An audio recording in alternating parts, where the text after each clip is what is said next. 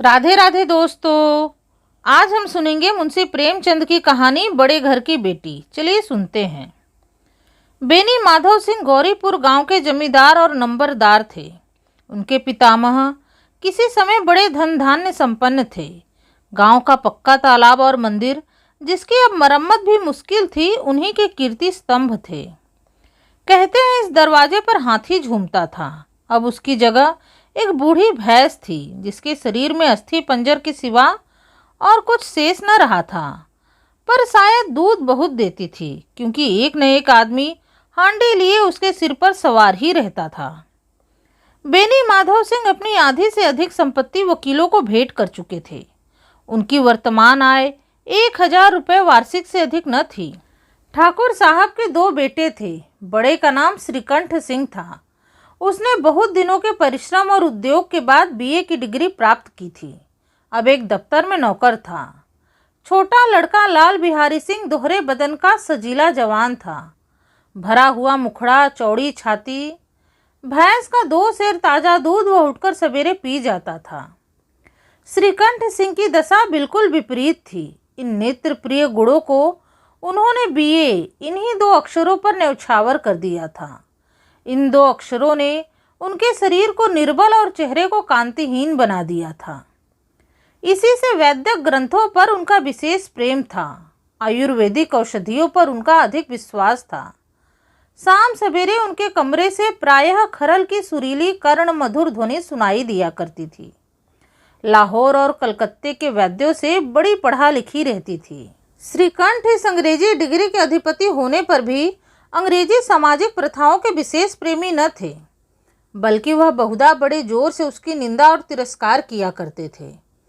इसी से गांव में उनका बड़ा सम्मान था। दशहरे के दिनों में वह बड़े उत्साह से रामलीला में सम्मिलित होते और स्वयं किसी न किसी पात्र का पाठ लेते थे। गौरीपुर में रामलीला के वही जन्मदाता थे। प्राचीन हिंदू सभ्यता का गुणगान उनकी धार्मिकता का प्रधान अंग था। सम्मिलित कुटुंब के तो वह एकमात्र उपासक थे। आजकल स्त्रियों को कुटुंब में मिलजुल कर रहने की जो अरुचि होती है, वह उसे जाति और देश दोनों के लिए हानिकारक समझते थे। यही कारण था कि गांव की ललनाएं उनकी निंदक थी। कोई कोई तो उन्हें अपना शत्रु समझने में भी संकोच न करती थी। स्वयं उनकी पत्नी को ही इस विषय में उनसे विरोध था।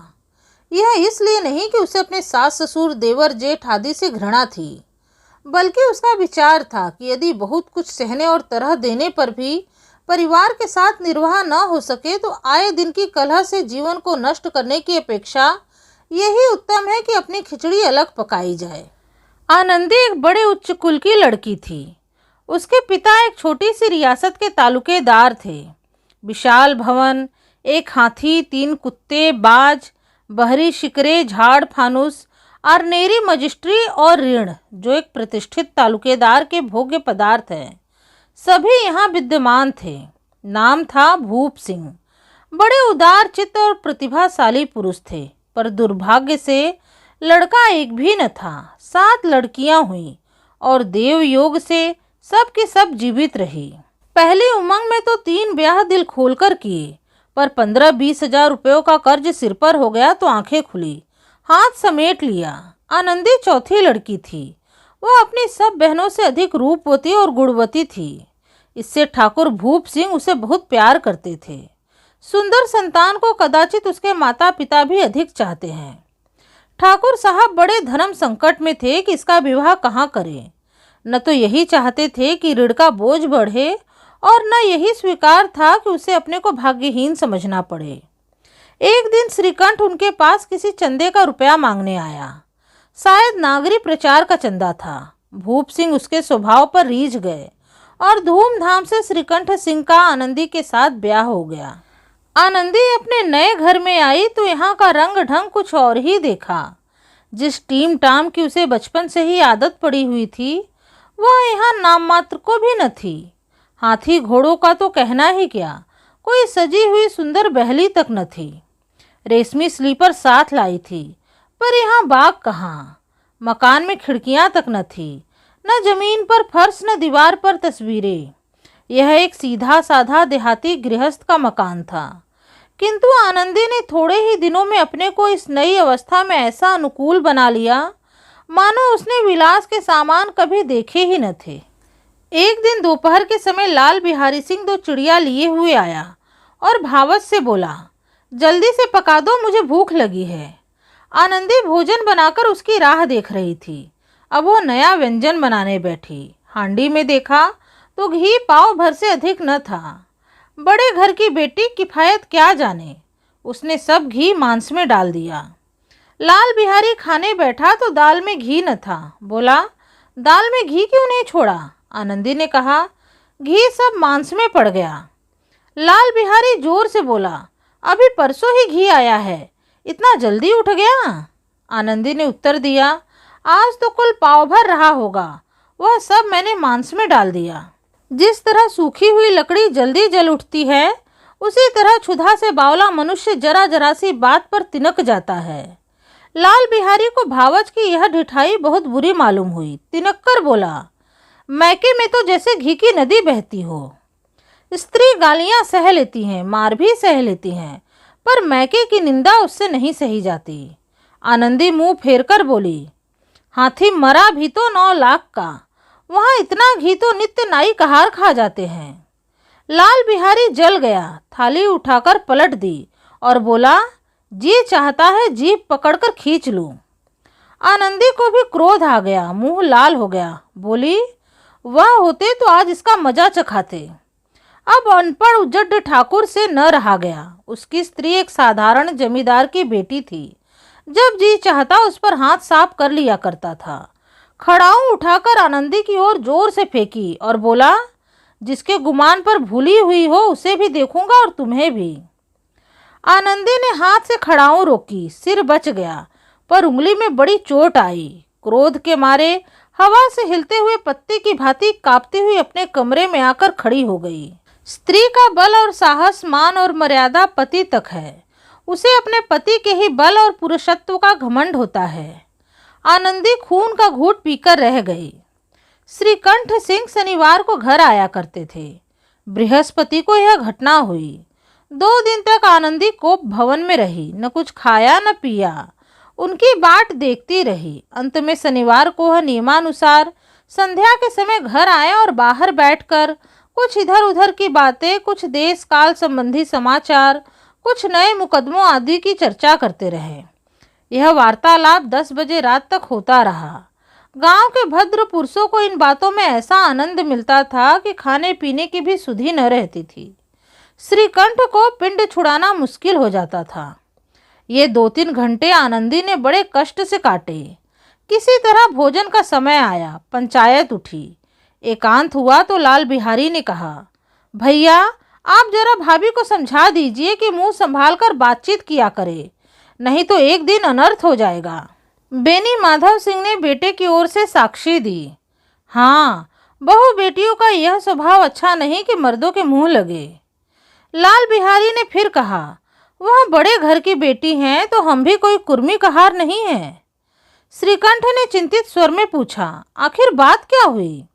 लाल बिहारी ने कहा, कुछ भी नहीं, यूं ही आप उलझ पड़ी। मैके के सामने हम लोगों को कुछ समझती ही नहीं। श्रीकंठ खा पीकर आनंदी के पास गए। वह भरी बैठी थी। यह हजरत भी कुछ तीखे थे। आनंदी ने पूछा, चित्त तो प्रसन्न है? श्रीकंठ बोले, बहुत प्रसन्न है, पर तुमने आजकल घर में यह क्या उपद्रव मचा रखा है? आनंदी की त्योरियों पर बल पड़ गए। झुंझलाहट के मारे बदन में ज्वाला सी दहक उठी। बोली, जिसने तुमसे यह आग लगाई है उसे पाऊं तो मुंह झुलस दूं। श्रीकंठ ने पूछा, इतनी गर्म क्यों होती हो, बात तो कहो। आनंदी बोली, क्या कहूँ, यह मेरे भाग्य का फेर है, नहीं तो वह गवार छोकरा जिसे चपरासगिरी करने का भी शऊर नहीं मुझे खड़ाओं से मार कर यूं ना करता। श्रीकंठ ने कहा, सब हाल साफ साफ कहो तो मालूम हो, मुझे तो कुछ पता नहीं। आनंदी ने बताना शुरू किया, परसों तुम्हारे लाडले भाई ने मुझे मांस पकाने को कहा। घी हांडी में पाव भर से अधिक न था, वह सब मैंने मांस में डाल दिया। जब खाने बैठा तो कहने लगा, दाल में घी क्यों नहीं है? बस इसी बात पर मेरे मैके को बुरा भला कहने लगा। मुझसे रहा न गया। मैंने कहा, वहाँ इतना घी तो नाई कहार खा जाते हैं और किसी को जान भी नहीं पड़ता। बस इतनी सी बात पर उस अन्यायी ने मुझ पर खड़ाऊं फेंक कर मारी। यदि हाथ से रोक न लूँ तो सिर फट जाए। उसी से पूछो मैंने जो कुछ कहा वह सच है या झूठ। श्रीकंठ की आंखें लाल हो गई। बोले, यहाँ तक हो गया? इस छोकरे का इतना साहस? आनंदी स्त्रियों के स्वभावानुसार रोने लगी, क्योंकि आंसू उनके पलकों पर रहते हैं। श्रीकंठ बड़े धैर्यवान और शांत पुरुष थे। उन्हें कदाचित ही कभी क्रोध आया था। स्त्रियों के आंसू पुरुषों की क्रोधाग्नि को भड़काने में तेल का काम देते हैं। रात भर करवटें बदलते रहे, उद्विग्नता के कारण पलक तक नहीं झपकी। प्रातःकाल अपने बाप के पास जाकर बोले, दादा, अब इस घर में मेरा निवाह न होगा। इस तरह की विद्रोहपूर्ण बातें कहने पर श्रीकंठ ने कितनी ही बार अपने कई मित्रों को आड़े हाथों लिया था, परंतु दुर्भाग्य आज उन्हें स्वयं वही बातें अपने मुंह से कहनी पड़ी। दूसरों को उपदेश देना भी कितना सहज है। बेनी माधव सिंह घबरा उठे और बोले, क्यों? श्रीकंठ ने कहा, इसलिए कि मुझे अपनी मान प्रतिष्ठा का कुछ विचार है। आपके घर में अब अन्याय और हठ का प्रकोप हो रहा है। जिनको बड़ों का आदर सम्मान करना चाहिए वे उनके सिर चढ़ते हैं। मैं दूसरों का नौकर ठहरा घर पर रहता नहीं। यहाँ मेरे पीछे स्त्रियों पर खड़ाओं और जूतों की बौछार होती है। कड़ी बात तक की चिंता नहीं, कोई एक की दो कह ले वहाँ तक मैं सह सकता हूँ, किंतु ये कदापि नहीं हो सकता कि मेरे ऊपर लात घुसे पड़े और मैं दम भी न मारूं। बेनी माधव कुछ जवाब न दे सके। श्रीकंठ सदैव उनका आदर करते थे। उनके ऐसे तेवर देखकर बूढ़ा ठाकुर अवाक रह गया। केवल इतना ही बोला, बेटा, तुम बुद्धिमान होकर ऐसी बातें करते हो? स्त्रियां इस तरह घर का नाश कर देती हैं। उनको बहुत सिर पर चढ़ाना अच्छा नहीं। श्रीकंठ ने कहा, इतना मैं जानता हूँ, आपके आशीर्वाद से ऐसा मूर्ख नहीं हूँ। आप स्वयं जानते हैं कि मेरे ही समझाने बुझाने से इसी गांव में कई घर संभल गए। पर जिस स्त्री की मान प्रतिष्ठा का मैं ईश्वर के दरबार में उत्तरदाता हूँ, उसके प्रति ऐसा घोर अन्याय और पशुवत व्यवहार मुझसे असह्य है। आप सच मानिए, मेरे लिए यही कुछ कम नहीं कि लाल बिहारी को कुछ दंड नहीं देता। अब बेनी माधव सिंह भी गरमाए, ऐसी बातें और न सुन सके। बोले, लाल बिहारी तुम्हारा भाई है, उससे जब कभी भूल चूक हो तो उसके कान पकड़ो। लेकिन श्रीकंठ बीच में बोल पड़े, लाल बिहारी को मैं अब अपना भाई नहीं समझता। बेनी माधव सिंह ने कहा, स्त्री के पीछे? श्रीकंठ बोले, जी नहीं, उसकी क्रूरता और अविवेक के कारण। दोनों कुछ देर चुप रहे। ठाकुर साहब लड़के का क्रोध शांत करना चाहते थे, लेकिन यह भी स्वीकार नहीं करना चाहते थे कि लाल बिहारी ने कोई अनुचित काम किया है। इसी बीच में गांव के कई और सज्जन हुक्के चिलम के बहाने वहां आ बैठे। कई स्त्रियों ने जब यह सुना कि श्रीकंठ पत्नी के पीछे पिता से लड़ने को तैयार है तो उन्हें बड़ा हर्ष हुआ।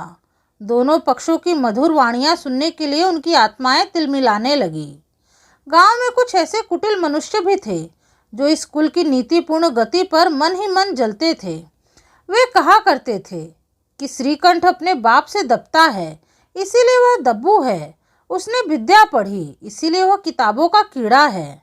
बेनी माधव सिंह उसकी सलाह के बिना कोई काम नहीं करते, यह उनकी मूर्खता है। इन महानुभावों की शुभकामनाएं आज पूरी होती दिखाई दी। कोई हुक्का पीने के बहाने, कोई लगान की रसीद दिखाने के बहाने आकर बैठ गया। बेनी माधव सिंह पुराने आदमी थे, इन भावों को ताड़ गए। उन्होंने निश्चय किया कि चाहे कुछ ही हो जाए, इन द्रोहियों को ताली बजाने का अवसर न दूंगा। तुरंत कोमल शब्दों में बोले, बेटा, मैं तुमसे बाहर नहीं हूँ, तुम्हारा जो जी चाहे करो। अब तो लड़के से अपराध हो गया। इलाहाबाद का अनुभव रहित झल्लाया हुआ ग्रेजुएट इस बात को न समझ सका। उसे डिबेटिंग क्लब में अपनी बात पर अड़ने की आदत थी। इन हथकंडों की उसे क्या खबर। बाप ने जिस मतलब से बात पलटी थी वह उसकी समझ में न आई। बोला, लाल बिहारी के साथ अब इस घर में नहीं रह सकता। तो बेनी माधव ने समझाते हुए कहा, बेटा, बुद्धिमान लोग मूर्खों की बात पर ध्यान नहीं देते। वह बेसमझ लड़का है, उससे जो कुछ भूल हुई उसे तुम बड़े होकर क्षमा करो। श्रीकंठ बोला, उसकी इस दुष्टता को मैं कदापि नहीं सह सकता। या तो वही घर में रहेगा या मैं ही। आपको यदि वह अधिक प्यारा है तो मुझे विदा कीजिए। मैं अपना भार आप संभाल लूँगा। यदि मुझे रखना चाहते हैं तो उससे कहिए कि जहाँ चाहे चला जाए। बस यह मेरा अंतिम निश्चय है। लाल बिहारी सिंह दरवाजे की चौखट पर चुपचाप खड़ा बड़े भाई की बातें सुन रहा था। वह उनका बहुत आदर करता था। उसे कभी इतना साहस न हुआ था कि श्रीकंठ के सामने चारपाई पर बैठ जाए, हुक्का पी ले या पान खा ले। बाप का भी वह इतना मान न करता था। श्रीकंठ को भी उस पर हार्दिक स्नेह था। अपने होश में उन्होंने कभी उसे घुड़का तक न था। जब वह इलाहाबाद से आते तो उसके लिए कोई न कोई वस्तु अवश्य लाते। मुकद्दर की जोड़ी उन्होंने ही बनवा दी थी। पिछले साल जब उसने अपने से ड्योढ़े जवान को नाग पंचमी के दिन दंगल में पछाड़ दिया तो उन्होंने पुलकित होकर अखाड़े में जाकर उसे गले से लगा लिया था। 5 रुपए के पैसे लुटाए थे। ऐसे भाई के मुंह से आज ऐसी हृदय विदारक बातें सुनकर लाल बिहारी को बड़ी ग्लानि हुई। वह फूट फूट कर रोने लगा। इसमें संदेह नहीं कि वो अपने किए पर पछता रहा था। भाई के आने के एक दिन पहले ही उसकी छाती धड़कती थी कि देखूं भैया क्या कहते हैं। मैं उनके सम्मुख कैसे जाऊंगा, उनसे कैसे बोलूंगा, मेरी आंखें उनके सामने कैसे उठेगी। उसने समझा था कि भैया मुझे बुलाकर समझा देंगे। इस आशा के विपरीत उसने उन्हें निर्दयता की मूर्ति बने हुए पाया। वह मूर्ख था, परंतु उसका मन कहता था कि भैया मेरे साथ अन्याय कर रहे हैं। यदि श्रीकंठ उसे अकेले में बुलाकर 2-4 बातें कह देते, इतना ही नहीं 2-4 तमाचे भी लगा देते, तो कदाचित उसे इतना दुख न होता। पर भाई का यह कहना कि अब मैं इसकी सूरत नहीं देखना चाहता, लाल बिहारी से सहा न गया। वह रोता हुआ घर आया। कोठरी में जाकर कपड़े पहने, आंखें पोंछी, जिससे कोई यह न समझे कि रोता था। तब आनंदी के द्वार पर आकर बोला, भाभी, भैया ने निश्चय किया है कि अब वह मेरे साथ इस घर में न रहेंगे। अब वह मेरा मुंह नहीं देखना चाहते, इसलिए अब मैं जाता हूँ। उन्हें फिर मुंह न दिखाऊंगा। मुझसे जो कुछ अपराध हुआ उसे क्षमा करना। यह कहते कहते लाल बिहारी का गला भर आया। जिस समय लाल बिहारी सिंह सिर झुकाए आनंदी के द्वार पर खड़ा था, उसी समय श्रीकंठ सिंह भी आंखें लाल किए बाहर से आए।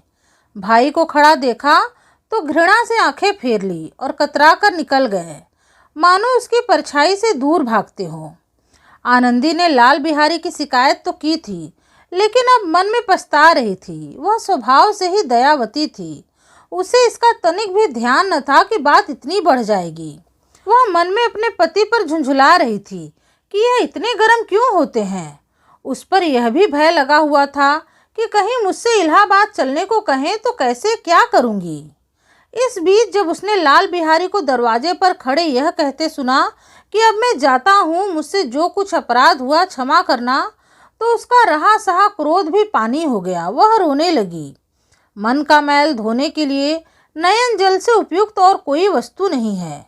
श्रीकंठ को देखकर आनंदी ने कहा, लाला बाहर खड़े बहुत रो रहे हैं। श्रीकंठ बोले, तो मैं क्या करूं? आनंदी ने कहा, भीतर बुला लो। मेरी जीभ में आग लगे, मैंने कहाँ से यह झगड़ा उठाया। श्रीकंठ ने कहा, मैं न बुलाऊंगा। आनंदी बोली, पछताओगे, उन्हें बहुत ग्लानि हो गई है, ऐसा न हो कि कहीं चल दे। श्रीकंठ न उठे। इतने में लाल बिहारी ने फिर कहा, भाभी, भैया से मेरा प्रणाम कह दो। वह मेरा मुंह नहीं देखना चाहते, इसलिए मैं भी अपना मुंह उन्हें न दिखाऊंगा। लाल बिहारी इतना कहकर लौट पड़ा और शीघ्रता से दरवाजे की ओर बढ़ा। अंत में आनंदी कमरे से निकली और उसका हाथ पकड़ लिया। लाल बिहारी ने पीछे फिरकर देखा और आंखों में आंसू भरे बोला, मुझे जाने दो। आनंदी ने कहा, कहाँ जाते हो? लाल बिहारी ने कहा, जहाँ कोई मेरा मुंह न देखे। आनंदी बोली, मैं न जाने दूंगी। लाल बिहारी बोला, मैं तुम लोगों के साथ रहने योग्य नहीं हूँ। आनंदी ने कहा, तुम्हें मेरी सौगंध, अब एक पग भी आगे न बढ़ाना।